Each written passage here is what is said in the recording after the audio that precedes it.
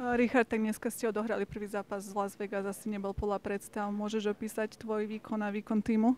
Tak výkon týmu nebol to podľa predstav a nevyhrali sme ho, nezačali sme dobre a tiež z mojej strany to nebolo ideálne, takže treba sa otriasť toho a ísť ďalej. Boli nejaké špeciálne inštrukcie v kabíne tým, že ste vedeli, že nový neskúsený brankár bude chytať za Vegas?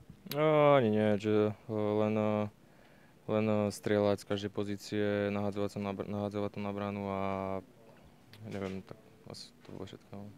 Ty osobne máš veľmi dobrý začiatok do sezóny. Aké máš ciele na túto celú sezónu? Tak neviem, nejaké ciele si nedávam, nejaké individuálne, snažím sa od zápasu k zápasu, takže sústredím sa na ďalší zápas. A ako sa ti hrá na prvej line? Tak s chalami až na dnešný zápas to bolo v pohode. Myslím si, že sme našli spoločnú nejakú chémiu a vytvárame si dosť veľa šancí, takže ak budeme takto pokračovať, tak to bude len dobré.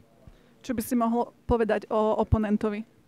Tak Vegas veľmi dobre korčovali, hrali rýchly hokej dopredu, defenzívne nevymýšľali, hrali jednoducho, takže myslím, že dobrý výkon podali.